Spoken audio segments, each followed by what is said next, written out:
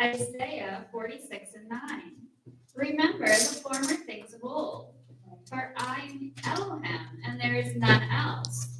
I am Yahweh, and there declaring the end from the beginning, and from ancient times the things that are not yet done. He declared the end right from the beginning.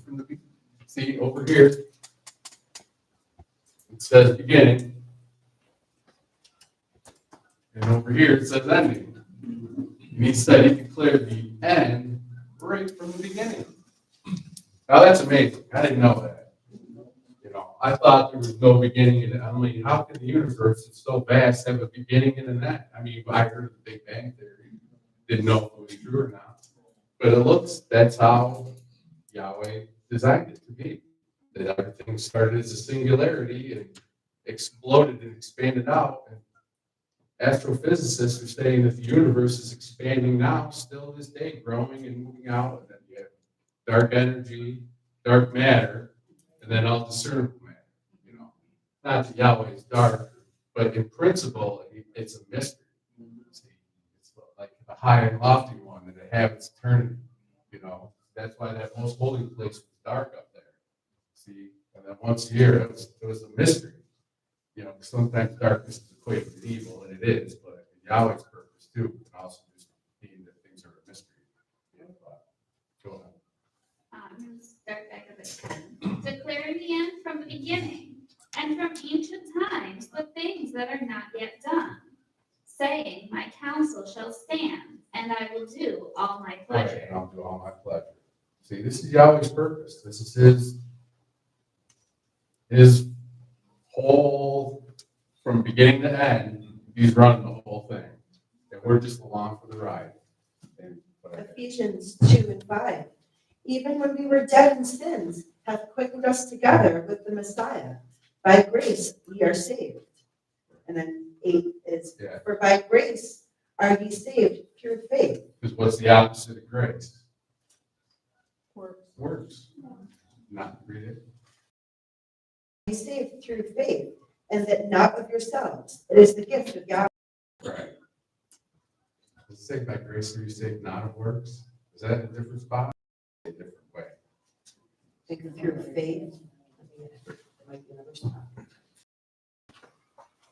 But it's talking about works of the law. You're not going to do any works of the law or any other physical works to try to do anything to be saved.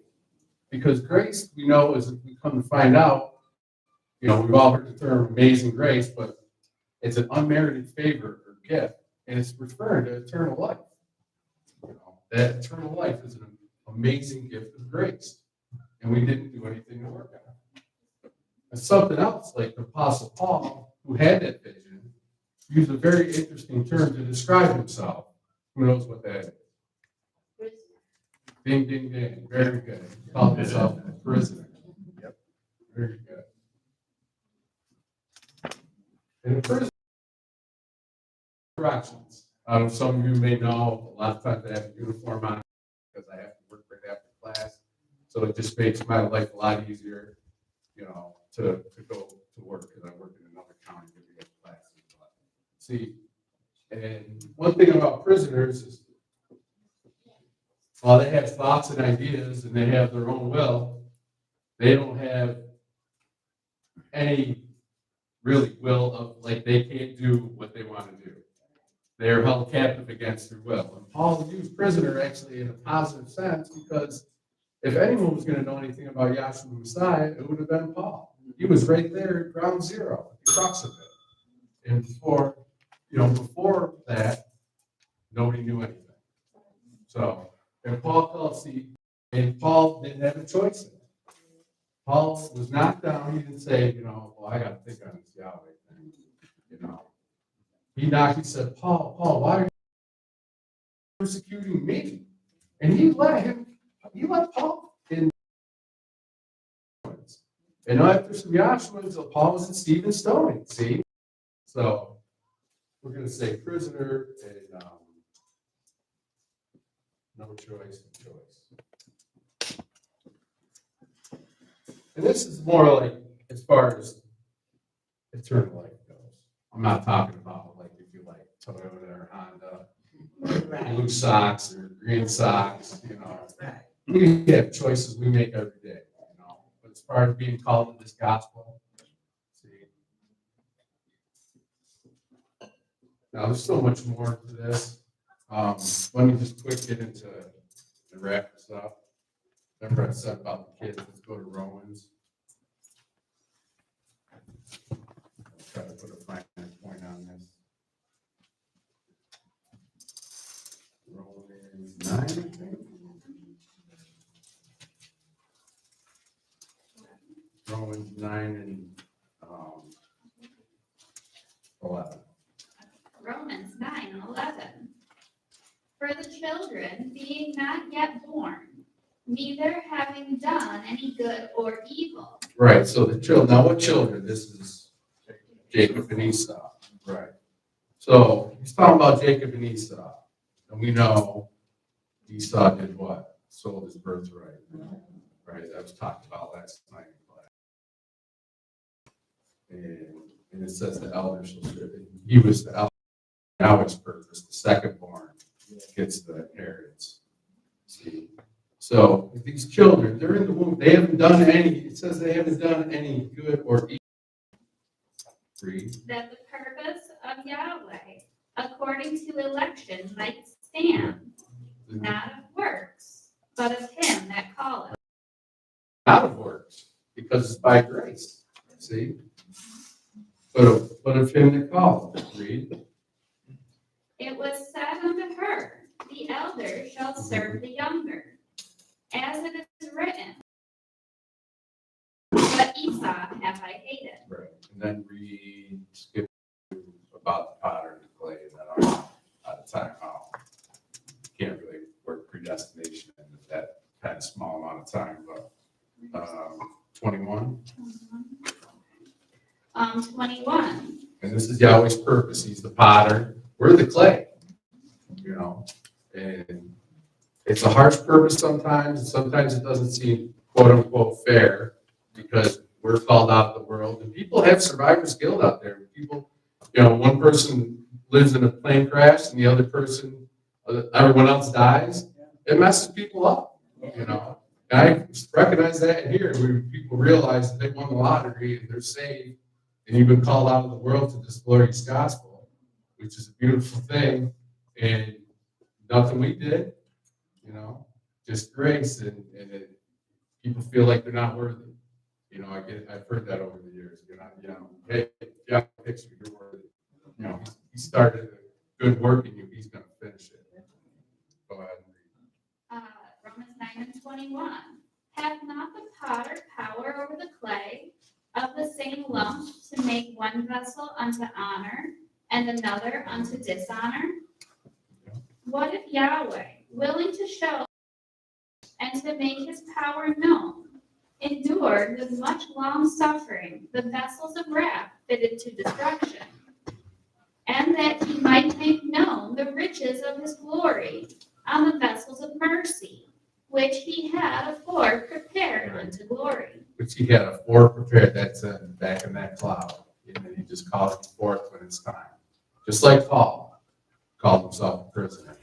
That was time. He was just walking, I think, on the road to Damascus, maybe. It was, and then he just, no horse, just gave him a vision of revelation. The way he just got Dr. Kinley one day, Paul on the Isle of Patmos, and Moses gave him a vision, and same after. And that's after we saw this. We had partook of that same vision, and we were never the same after. So see, it was afore prepared unto glory. See, they might show the riches of his glory unto us. And I'm going to yield the floor and be obedient to the bell on time, and I'll praise Joshua. Thank you very much.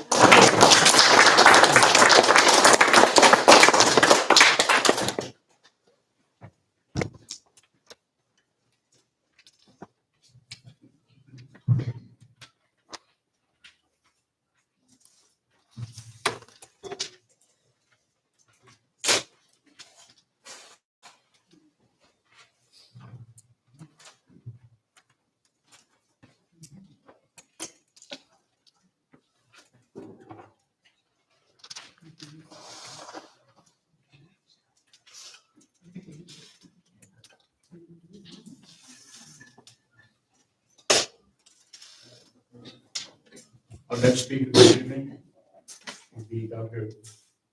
Kinyatta Richmond. Kinyatta.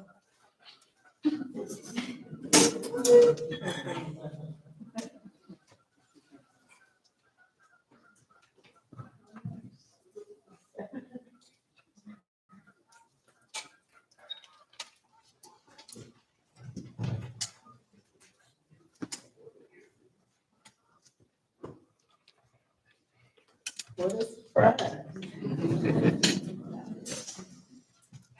I have enjoyed my stay tremendously. It's been really a pleasure to have come and been treated with such grace and hospitality and love. And it chills just even though thinking about it. But nonetheless, I'm grateful that Yahweh has given us this opportunity to learn and actually exist. And that's in spirit and in. And in learning in Yahweh in spirit and in truth, you first have to know what spirit is and truth is, because the truth is not readily known. Like I said, I was speaking in Syracuse last night, speaking of the truth. You have to know what the truth is, because I've heard people say, your truth or my truth. You know, that is not truth. Truth is what thus said Yahweh. And that way, he gives us a prescribed way to know him, and he tells us what truth is and what righteousness is, all those things. So the previous speaker was talking about free will. You know, they believe in the world that you have free will to believe and to think on your own. And the predestination, everything in heaven and everything, so I get that for me, everything in heaven and everything in earth, one back. Okay. You know, that's the predestination, making that round trip. And Yahweh in pure spirit in this state is incomprehensible and inscrutable. And you know, if you listen to the moderation tells you that Yahweh in his pure spirit state had to come down in the shape and form as Elohim, which is known in Galatians, and then further come down in the manifestation of the flesh to fulfill all that was written about him. He's the only one that came in the earth where his story was written before he was even born. So he just came and did all these things that was spoken to him. Did you find that? Ephesians 1:9, having made known unto us the mystery of his will. So he made known unto whom? He made known unto us, those who receive him, because he's giving everyone an opportunity to know him. Okay. Having made known unto us the mystery of his will, according to his good pleasure, which he hath purposed in himself, that in the dispensation of the fullness of times he might gather together in one all things in the Messiah, both which are in heaven and which are on earth, even in him. So that's what the predestination is, to gather all things in heaven and all things in earth, even unto him. That's how, you know, it's a round trip. You know, from the beginning, he come out of pure spirit, and then he manifested himself to mankind by Moses. And then later on, after he fulfilled everything, this same fulfillment, his spirit is poured out into mankind, where it's a round trip to go back unto the Father. So that's the predestination.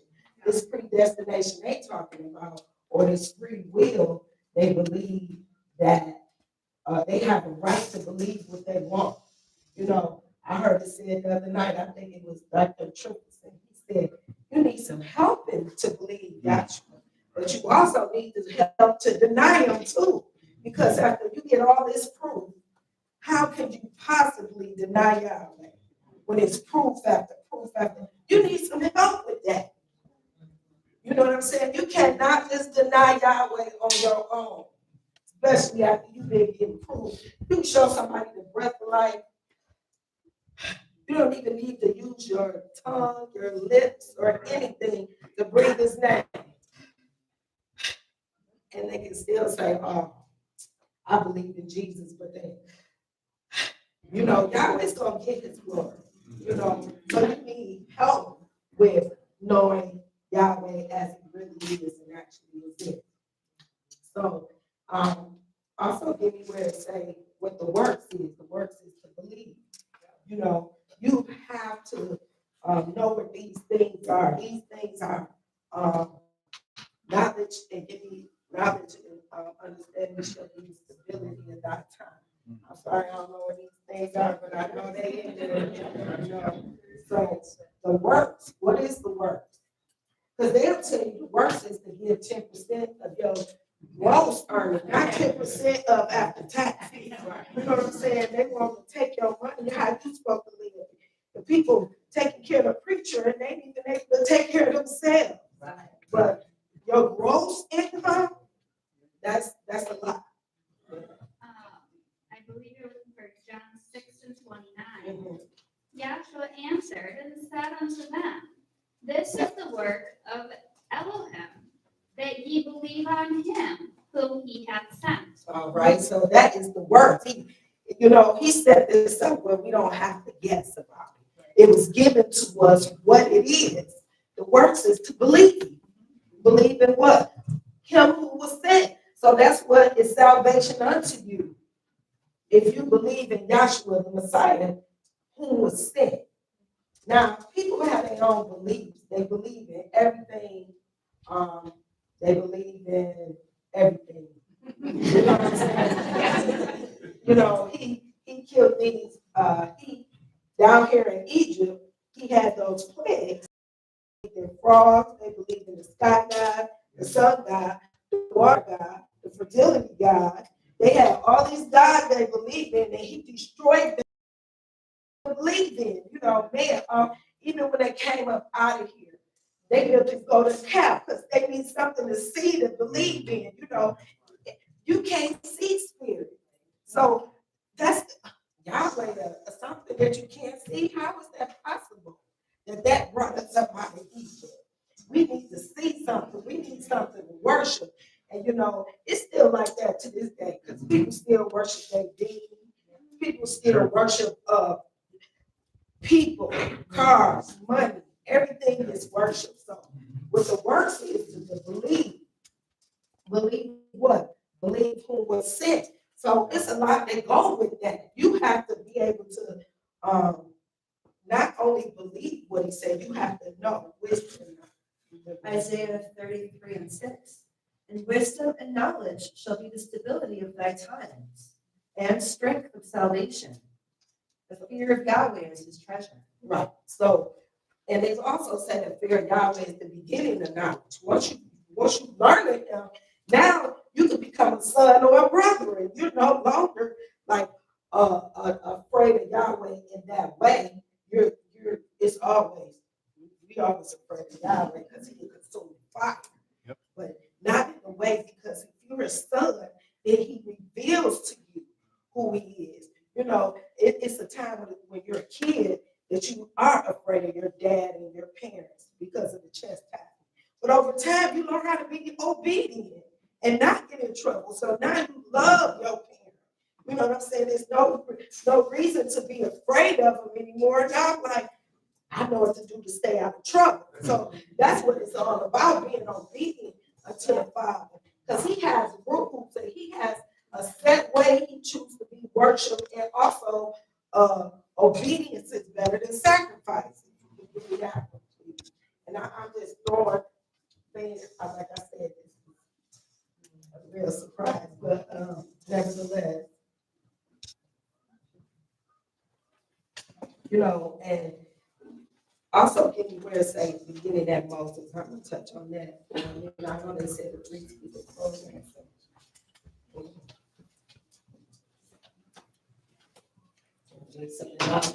First Samuel 15 and 22.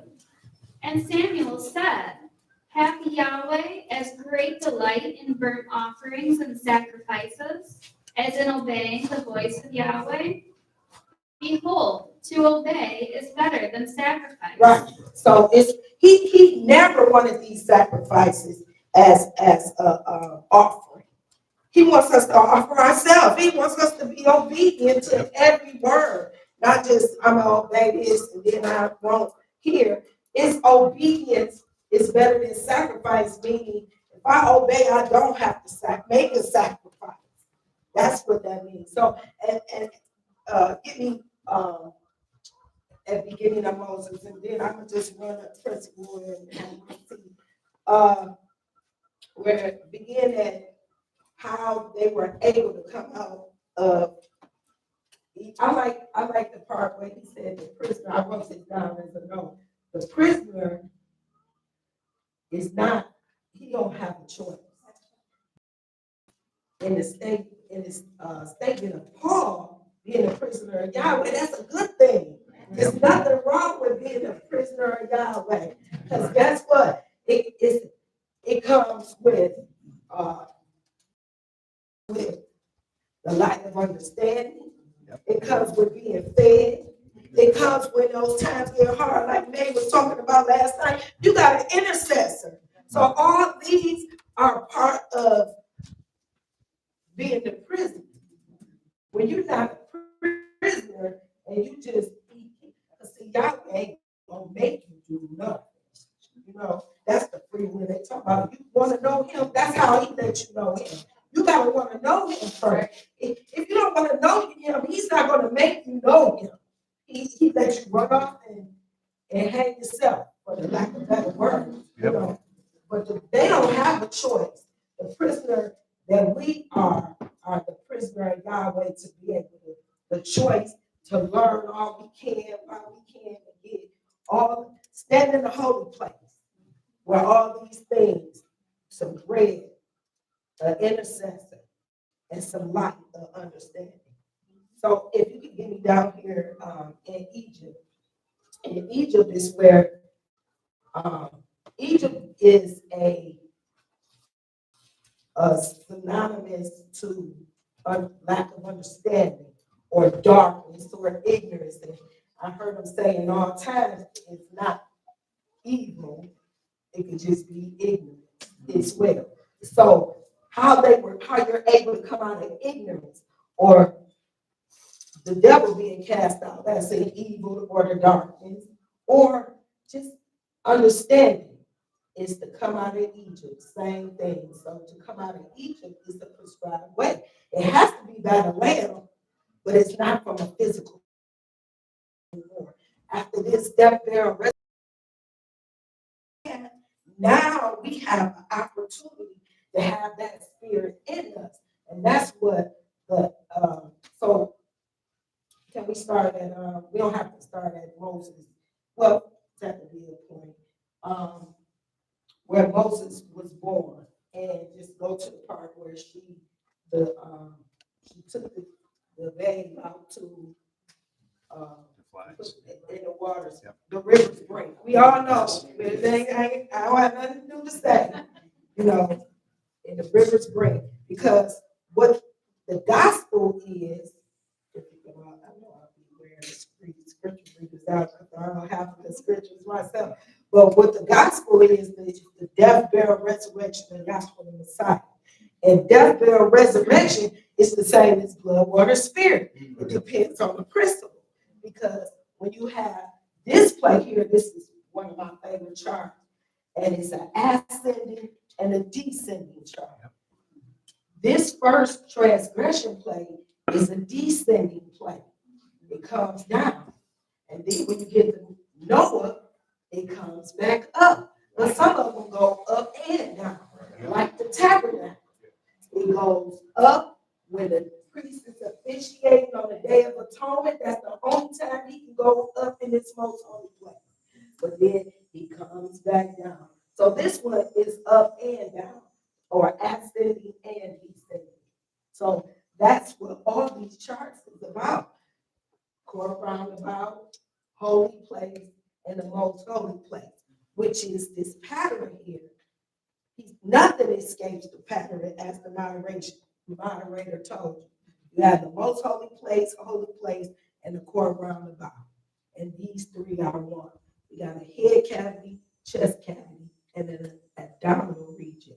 And these three are one. You have an arm, an upper arm, lower arm, and a hand.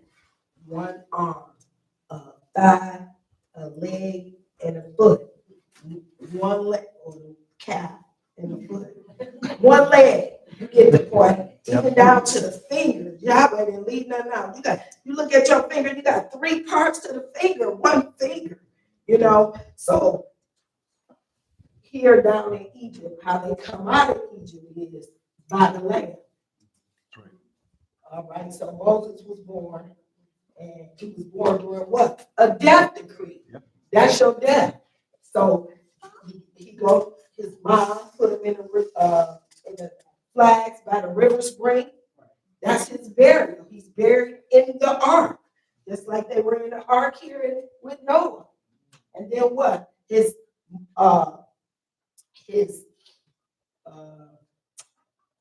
I guess the stepmother, Pharaoh's daughter, is the way it reads. She come out and she draw him out. She said that's why she called him Moses. So that's a death, burial, resurrection. Just beginning at Moses. I'm going to show you how this works. Death, burial, resurrection. Then he gets down where he tells Moses, go down to Egypt and tell Pharaoh to let my people go. So Pharaoh go down there, but guess what? I don't have like Trail said last night, I can't talk. Oh, well, I got something for that. Your brother Aaron gonna meet you out in the wilderness. Guess what? Aaron was in bondage. How did he get up here in wilderness? How did that happen? You just gonna meet your brother after all 40 years. You ain't been out of Egypt. Now guess what? Joshua's down here with Egypt with him. Go to the wilderness. Because we going to meet Moses. And guess what? He followed the instructions. So we meet Moses up here and he bring him back. Moses, go down there, talk to Pharaoh, let my people go. So we know the 10 devastating plagues. He killed all their gods off. Even that last one, that son that you thought was going to reign in your stead, he killed him too. So now that last son, that last plague of darkness, or the sun died, the plague before that was the plague of darkness. And then he killed his son. So now, right before they come out, they had to take out a lamb. Can you get that for me? I'm sorry, I jumped all around.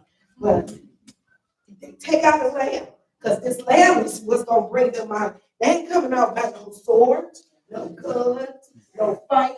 They say, guess what? We're going to fight the Egyptians. It's more of us than them. No, they didn't come out like that. This is the come on. I'm sorry. Exodus 12:1.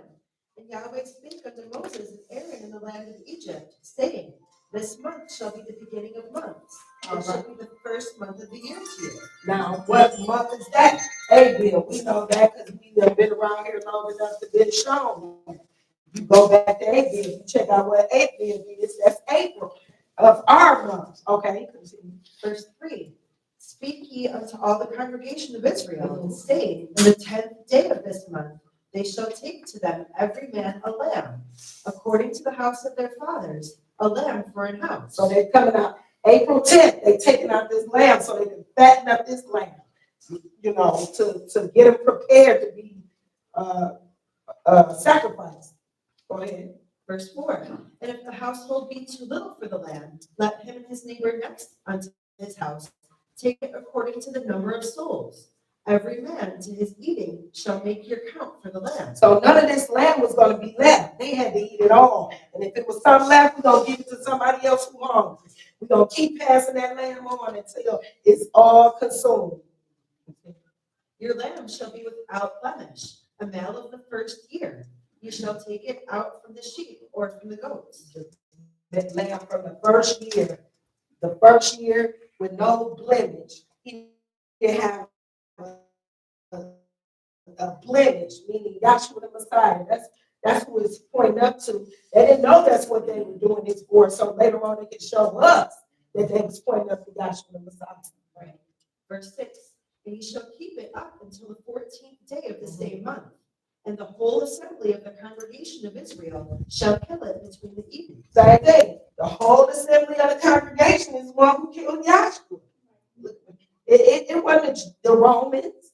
The Romans didn't choose to have Yahshua sacrifice. They asked them, do they want Barnabas or the Barabbas or the free Barabbas or him? And they chose Yahshua, but they didn't have a choice. They didn't have a choice. This is a setup. You know what I'm saying? Why people think they got choices? Y'all got a purpose. Just think if you got the Bears playing against the Lions. Both teams wishing and praying to win, only one gonna win. So that means that was the purpose for whoever win, you know, so you can bet your money on whatever. It's gonna be what it's gonna be.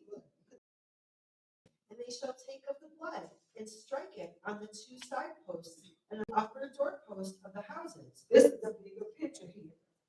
So they had to strike it on the two side posts, the upper door post, and they took it from the basin, which where the blood was here, waiting, then they struck it.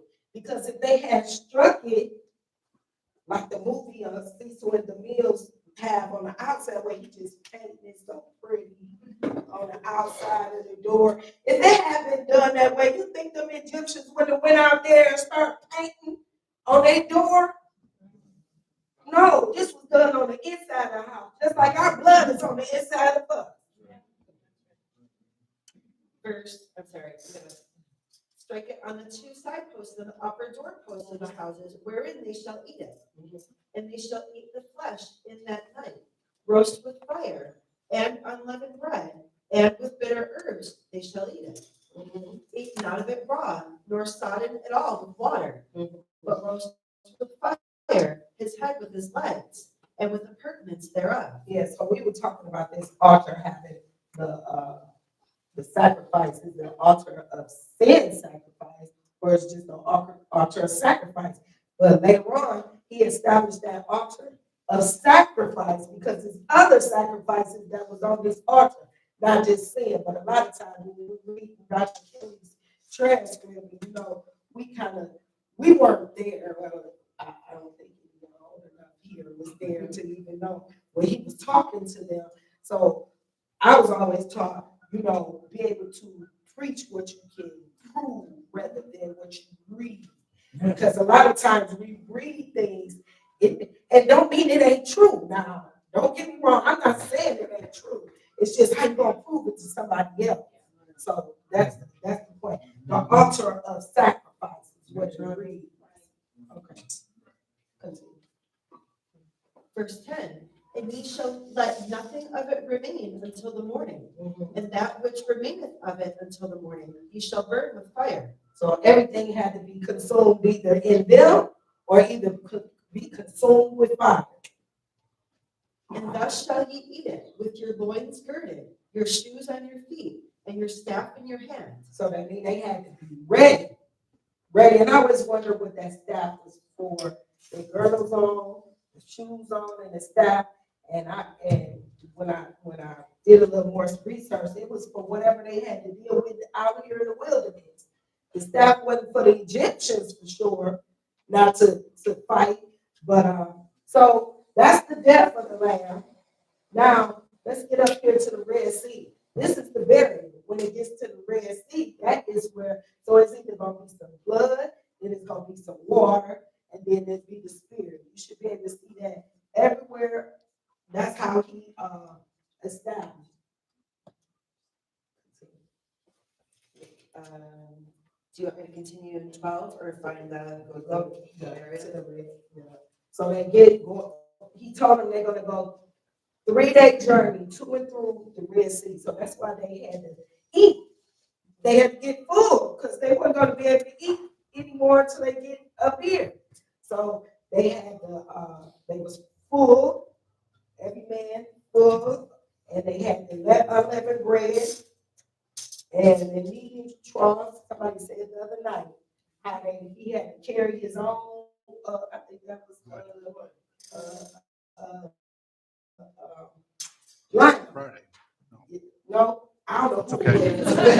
It was Joshua. How about that? He was carrying his wood. He had to carry his cross. Who's ready? Just like they had to carry them kneading troughs.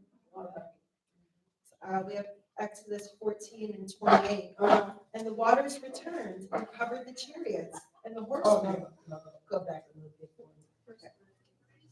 When they got to the Red Sea, and I want the part where they say, did you have us come out here for us to die? We could have stayed in Egypt and died down there, there at the Red Sea, because they don't understand what this principle he's showing.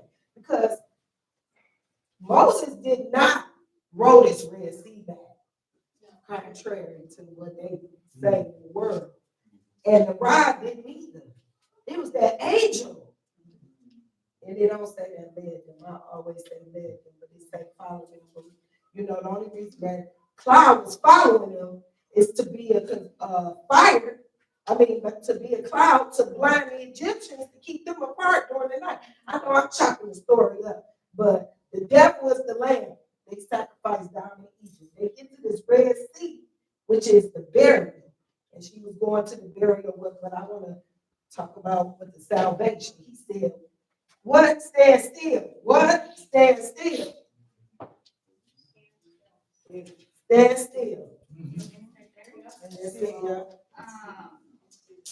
How can I start? Yes. 11. The trying to forget. 10. And Pharaoh drew nigh. The children of Israel lifted up their. Exodus 14 and 10.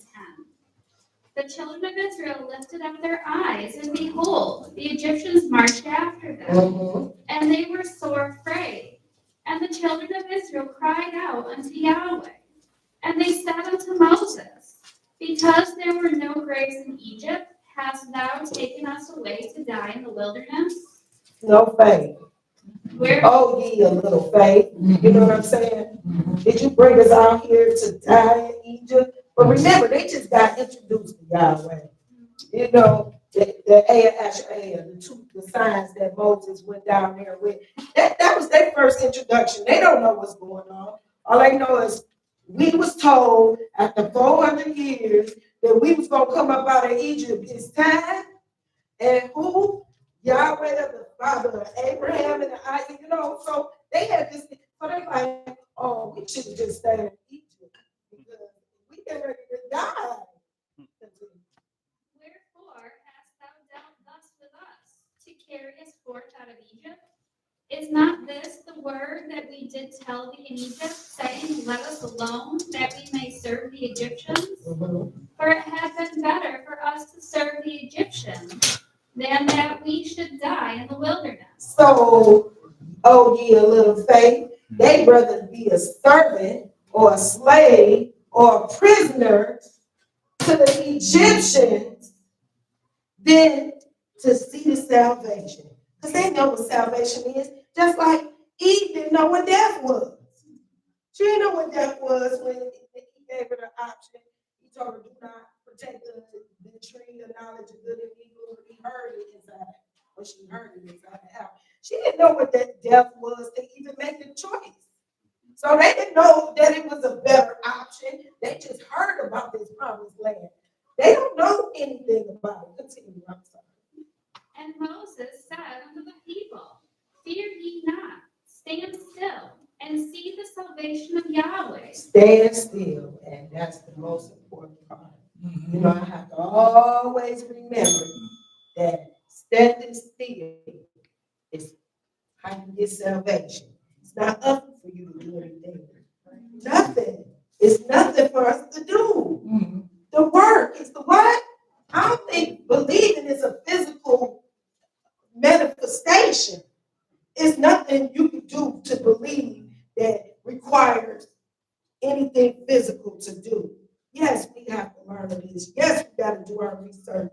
Yes, we have to be able to understand or wait. Sometimes you can study up some stuff and still don't get it. I'm speaking for myself.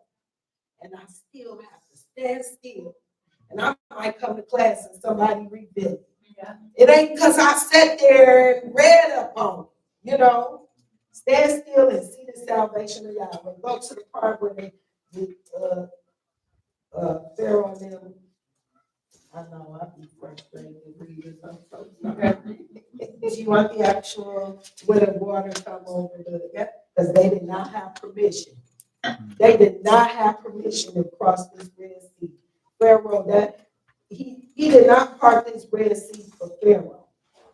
That's what that means. Stand still to see the salvation of Yahweh. But you didn't believe him when he said, but he said he was going to harden Pharaoh's heart. So Yahweh playing both sides.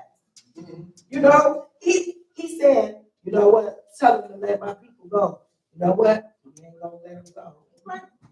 Why am I saying that? I'm going to start at 23, 14 and 23. And the Egyptians pursued and went in after them in the midst of the sea, even all Pharaoh's horses, his chariots, and his horsemen. And it came to pass that in the morning watch, Yahweh looked unto the host of the Egyptians through the pillar of fire and the cloud, and troubled the host of the Egyptians. And do you want me to keep going or No, drop? that's fine. So after they get through the Red Sea, that's the burial. The Egyptians were covered over with the water. But the children of Israel went over through dry land through this Red Sea. And it wasn't soggy or nothing. It was dry land. And they walked through and they resurrected in this wilderness of Sinai. So that was the death of the Lamb. They got to the Red Sea, and then they were resurrected in the wilderness. And here it goes on and on about the point is about obedience, because you'll find once they get into this wilderness, you know, from the time they left out of Egypt to the time Yahweh gave the 10 Commandments was like 50 days. You know, you got a 40, it was 40 days in the wilderness, then it's 50 from the time, and then you got the River of Jordan, which is the 6th, and then the 7th is Canaan's land. So it steps to these tabernacles, and after the 7th step, it starts all over again. That's where you get a figure 8. And you know, thank you. I love y'all. Joshua allowed me to come, because this has been truly a great treat. I don't get to come often, but when I do, I always enjoy it. It's the first time y'all called Kinyatta Richmond.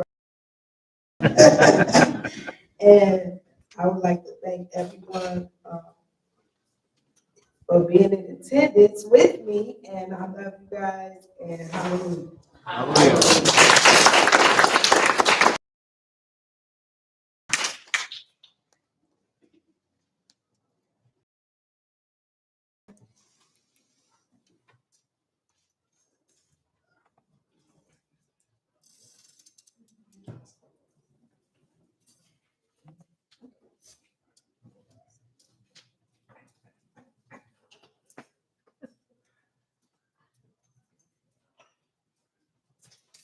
Our next speaker this evening will be Dr. Bonnie Snyder.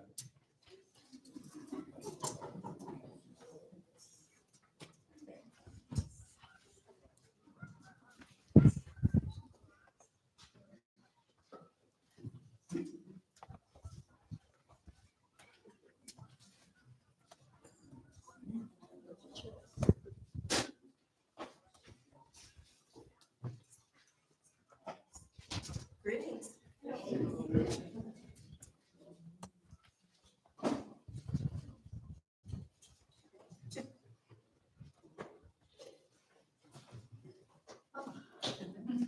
I'm very happy and glad to be here. I'm always happy to testify to the things that I've learned in this great teaching. It's the very best place you could possibly be sitting in one of these classes where the truth is taught. let's go back to the scripture reading for a minute. There was a verse in there that talked about gathering. And then I want you to go to, well, start up 2 verses from where it says gathering. And I'll be tough on you too, because I can't remember verses and I never could. Let's go to Matthew, I believe it's the 25th chapter, the last 2 verses. If you get those for me, if that's not it, I have another one. Thank you. Read, please. Ezekiel 36:22. Uh-huh. Therefore, say unto the house of Israel, thus saith Yahweh Elohim, I do not this for your sakes, O house of Israel, but for my holy name's sake. So he was doing the things with them for his holy name's sake. There's a lot to the name. We can talk about the name, and I'll go back to it today. Read. Which you have profaned among the heathen, whither you went. Read. And I will sanctify my great name, which was profaned among the heathen, which you And have sanctified, he's setting apart that great name. He's setting apart with the children of Israel. You understand? He gave it to them and them only. He didn't give it to the whole world in the beginning. He gave it to Israel, right? He sanctified it, he separated them from the world and gave them that name. Okay, keep reading. which was profaned among the heathen, which you have profaned in the midst of them. And the heathen shall know that I am Yahweh, saith Yahweh Elohim, Okay, read. when I shall be sanctified in you before their eyes. Read. 24. For I will take you from among the heathen. So then he's telling, because at this time when this is written, they had gone up, they'd come through, she was talking about how they came up out of Egypt, right? And they came into the wilderness, and they were here for 40 years, then they came into Canaan's land, and then they were profaning the name up here of Yahweh among the heathen. And then the heathen were profaning the name because of Israel. Israel had the name because they were profaning it. It was being profaned among all the nations, right? But then this is what he's going to do, he says, read it. For I will take you from among the heathen. Now he's going to take them from among the heathen, read, And gather you out of all countries. and gather you out of all countries. And that's a principle of the purpose, folks. He's gathering. That's what he's been doing. You understand that? Read on. And will bring you into your own land. And he's going to bring them back into their own land. Read. 25. Then will I sprinkle clean water upon you. So he's going to gather them. Then he's going to sprinkle clean water upon them. I don't want to talk about gathering for them. So I go back to, is that Matthew? Did you find gather in there? Matthew 10, 25, 30. 25 and 30. Maybe. Matthew 10. Okay, go to Matthew 24, 14.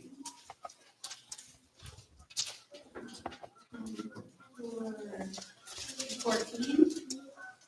Matthew 24 and 14. And this gospel of the kingdom shall be preached in all the world. All right, so Kinyatta was talking about there's a prescribed way. And everybody in this room's heard this stuff before.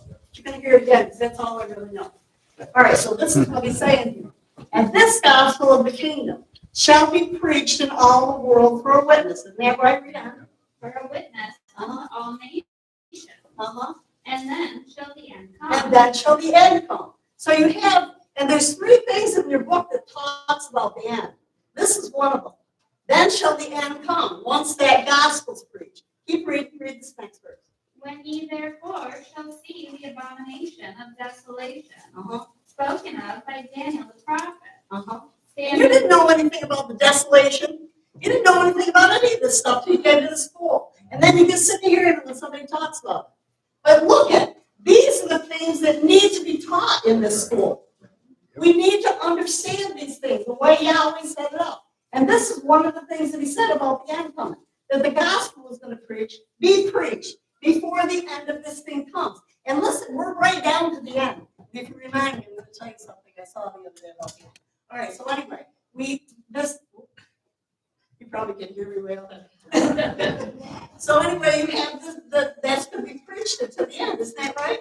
And he's also going to be gathering up. I think it's 24:31. What is it? 24:31. Yep. Okay, 24:31. And then I want you to get at Ephesians where he's gathering. Matthew 24:31. Read. And he shall send his angels. All right, now look at it.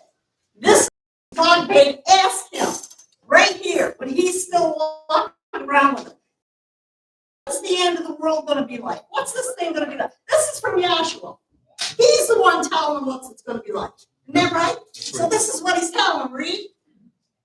And he shall send his angels. And he's going to send his angels. And an angel is a ministering spirit. Somebody that's ministering the gospel of you. Somebody that's telling you something about Joshua. That's a ministering spirit. He's going to send them angels at the end of the age. You understand that, Reed? With a great sound. With a great sound of the trumpet. And you can run trumpet through your book. You understand that? And even in Revelation, he's heard the sound of the trumpet. See? And that's the preaching of the gospel, folks. That's that trumpet going forth. And that's how he's gathering his sons together. And you better like the way he does it. Read on. And they shall gather together. And he's going to gather together.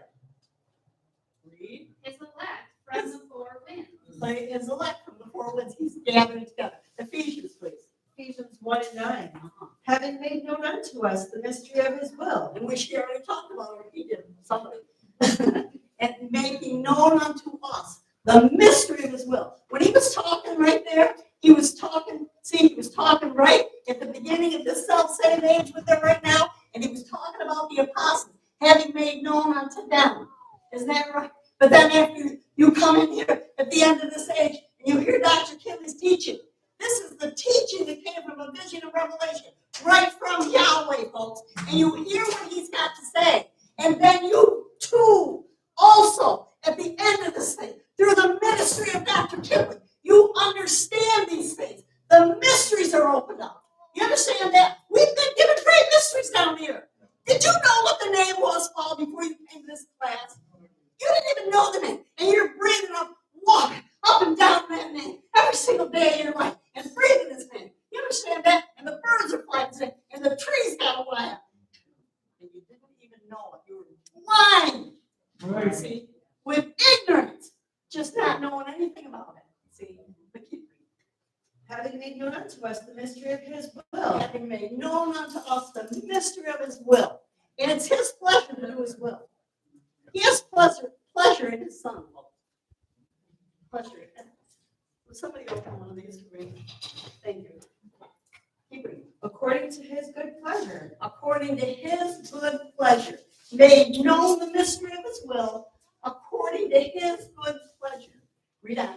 Which he hath purposed in himself. Which he purposed right within himself. Read on. That in the dispensation of the fullness of times he might gather together in one all things in the Messiah. Read that last part again, please. That in the dispensation of the fullness of times. This is the fifth and sixth dispensation. This is the dispensation, the sixth one that we're in right now, is the dispensation of the fullness of time. There's 3 ages in time. There's 6 dispensations in that. This is the fullness of the dispensations of time. You understand that? Read. He might gather In together. this time, he might gather together. That's why Dr. Kinley had a vision at the end of this age. So that this teaching could go out and he would be gathering us together through the preaching of the gospel of Yahshua. You understand that? Yep. Read. He might gather together in one. In all one, things. in Yahshua. And she already talked about, you got Yahweh's pure spirit, takes on this super incorporeal shaken form, comes right down in the physical body. But you know what? He didn't stay in the physical body. He went through a death. He was buried in Joseph's tomb. He resurrected from the dead. He poured out that Holy Spirit, and he's returning. It is definitely a round trip. You understand that? Starts out in pure spirit. You're going to end up going back that way. You're going to go back the way you came out. He came out. See, every single thing came out just like with Adam. Just like with Adam. Didn't all mankind and all these generations come from one man? It was that way because this is how it is with Yahweh. It's this one Yahweh. Everything comes forth from that one. Right. See? There's one. Read. Might gather together in one. But he then the purpose is that he might gather together in one, in Yahshua the Messiah. So you know what? You ought to know a little something about Yahshua the Messiah. If you think you want to be gathered in. Read on. Both which are in heaven Both which are in heaven, that's your angels, read on. and which are on earth, Read, even in him. even in him. See. Okay, now look. It's called Isaiah 81. So let them take a lot of the witnesses lately. I want to show you something else. Isaiah 8:20, Uh-huh. to the law and to the testimony. So this is to the law. This prophet is speaking right here in this fourth day. And he's saying to the law and to the testimony. Testimony is the testimony of the prophets. What the prophets were testifying of, but they were telling you what Moses had already written down in the 5 books. That's right. Whatever they were going through was going to testify that the law, what was written already in the law. So you have one story, law and testimony. You understand that? I'll give you a couple examples so you see what I'm talking about. And I know you know these things. It's okay. I hope you do know these things. And I hope you feel them. And I hope you experience them today when you go out the door. See, that's what my hope is. Read on. If they speak not according to this word. So to the law and the testimony that your witnesses have been provided, isn't that right? And right over here on this chart, we see it painted. The law and the testimony of this is Yahweh Elohim right here. His witnesses were law and testimony. And look at the witnesses over here in the mystery of iniquity were men. Isn't that right? Janies and Jambres. Yes. And what's the difference? A man can tell you anything. Any imagination that comes to his mind, he can tell you anything. And he can use the name of Yahweh, Elohim, and Yahshua and do it. And he can just tell you. But if you stick to what the witnesses are in the law and the testimony, then you're not going to be strayed away with what a man's thinking. You understand that? Because this is not the product of man's mind. This came straight from Yahweh in the vision of Dr. Henry Clifford Kennedy. And he spent 45 years of his life preaching this and keeping it straight. You understand that? And we have a responsibility, if you understand and know these things, to keep it straight the way it was given unto him. See? All right, read. If they speak not according to this So word. to the law and to the testimony, if they speak not according to this word, law and testimony, witnessing out Yahshua, then there's no light in them. What is the light? What's the light? The light is the truth of Yahshua. See? It's the life of Yahshua. There's a river that runs out in Revelation, talks about there's a river of light. You understand? A pure river, water of life. Isn't that right? That's light. You think that's physical water? Light. You understand that?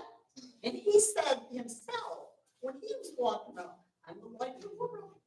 And where do you think you get your little understanding from? Where do you get your little understanding? It's the light of Yahshua that shines. Light. See? I gotta try to stick to what I want to read. So to the law and to the testimony. If they speak not according to this word, there's no light in it. So I'm just going to take a couple things that you already know. Let's go to. I keep looking at you like you're going to read from David. Okay, let's go to Exodus 3:13 through 15. You read it just the way it is. Or no, read it. Read it like you should read it. Read it with the true names in it.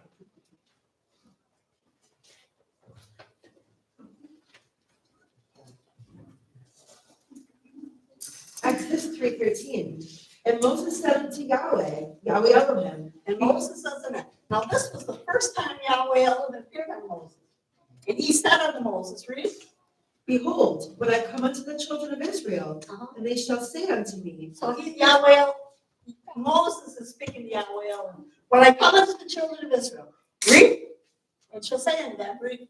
the Elohim of your fathers hath sent me unto you, Uh-huh. and they shall say to me, what is his name? They're going to say to me, what is his name? And you heard that there was idols down in there, ain't that right? There was at least 10 of them. So you got idols down in here, and they all had names. So they knew that he had to have a name. Isn't that right? Read on. What is his name? What shall I say unto them? Read. And Elohim said unto Moses, So this is Yahweh Elohim himself speaking unto Moses. And I do it like this, but it was really Joshua down in here that came out and appeared on Moses right here. You understand that? Because this is Yahweh Elohim and Joshua. And Joshua comes down to Egypt and he says, the man down in here, but he's the one, look at this. See that Joshua right there? That was the one Moses went to. You understand that? You got Joshua, Moses, Aaron. When he had to know something about what was going on here, he had to go to Joshua. You understand that? Read.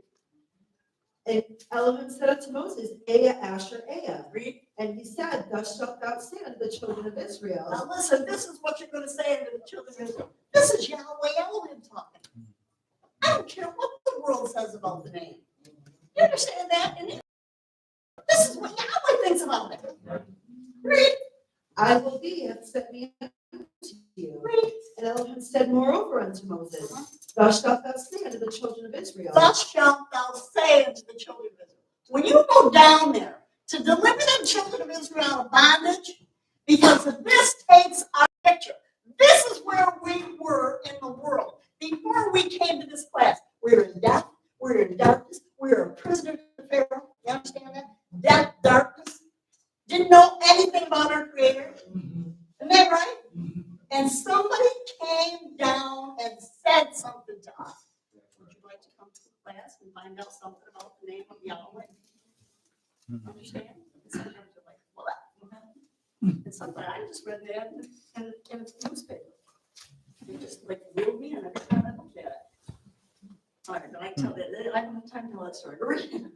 Tell that event. Thus shalt thou say unto the children of Israel, Yahweh Elohim. So thus shalt thou say unto the children, Yahweh. Yahweh, you get this? This is what he told him there at the burning bush. First time he's given his name. Yahweh. Right? This is the Creator giving him his own name. Read on. The Elohim of Abraham. And look at, and he further tells him, look at, I was the Abraham of, I was the Abraham. I was the Elohim, oh my goodness. The Elohim. I was the Elohim of Abraham. I was the Elohim. I'm the one that was with your fathers. All right, read on. The Elohim of Isaac and the Elohim of Jacob Uh-huh. hath sent me unto you. Uh-huh. This is my name forever, Uh-huh. and this is my memorial unto all generations. And look at, this is my name, it's Yahweh. This is my name forever. Are we still in forever? Yeah. Jumped out of it yet. And this is my memorial. So the name was given as a memorial. A memorial to what? Who brought them up out of Egypt? Who brought them through the wilderness? Who brought them to Canaan's land? Who saved them? Who delivered them? Who fed them? Who gave them light here in the wilderness? Who? You understand? They were supposed to remember all that Yahweh did. That's what the memorial was about. Yes. This is a memorial. When you see the name of Yahweh, you're supposed to remember who it is that did something. You understand that? Who did this for you?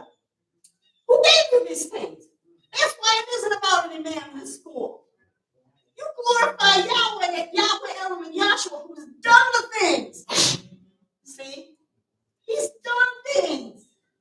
And he wants to be remembered just that way. Read it.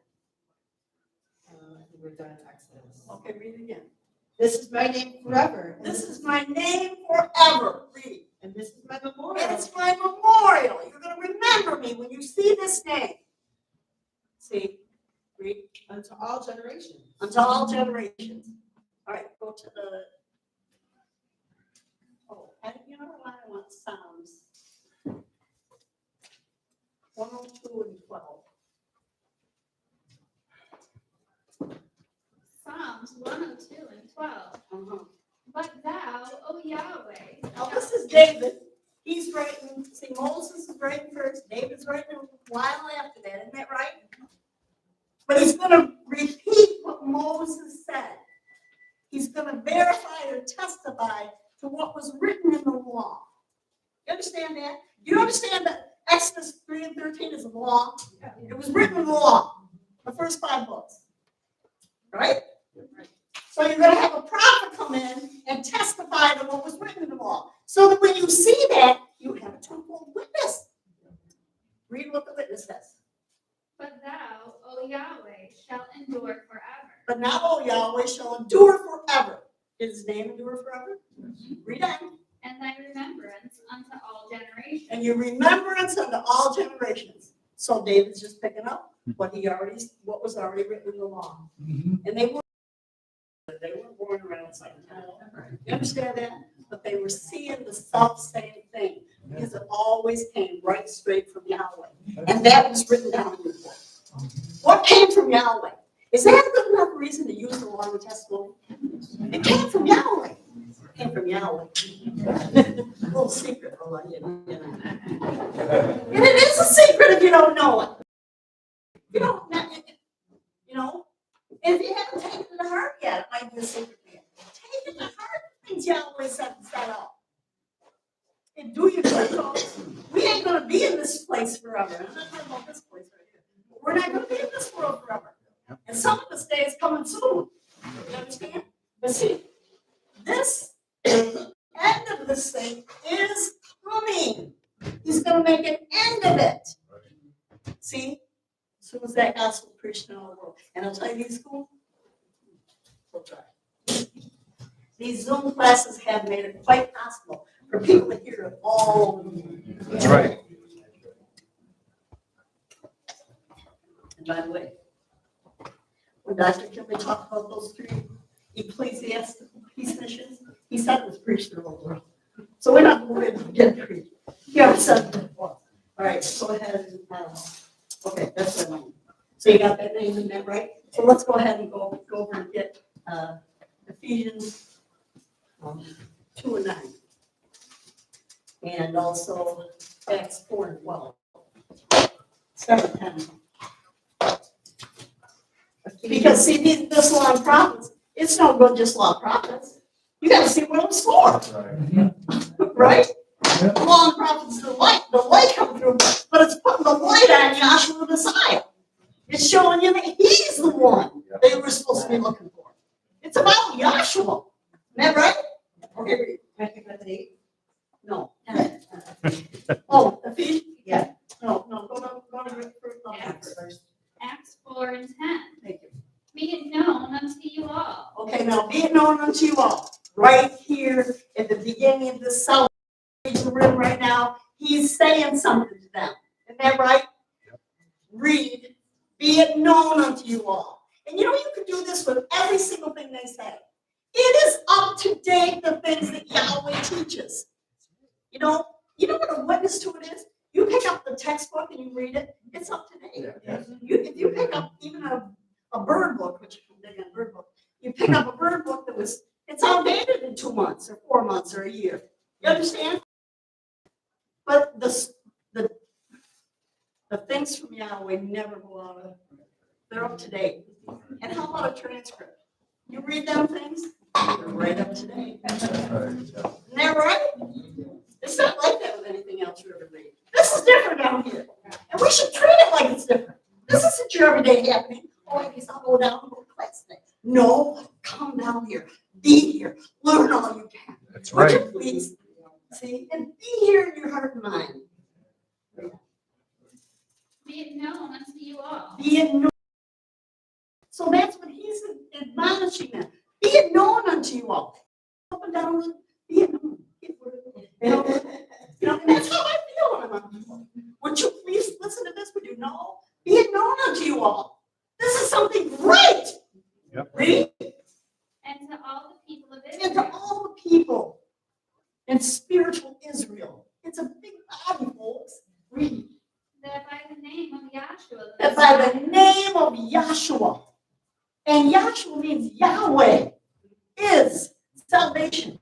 It's still Yahweh doing it. You understand that? Yahweh's name is still being glorified when you say Yahshua. Read out. That the name of Yahshua. Read. That by the name of Yahshua, the Messiah of Nazareth, whom ye crucified, whom Yahweh raised from the dead, even by him doth this man stand here That's right, read, This is the stone which was set at naught of you builders, read that next verse, which has become the head of the corner. read. Neither is there salvation in What, any now, other. listen, this is what Paul said.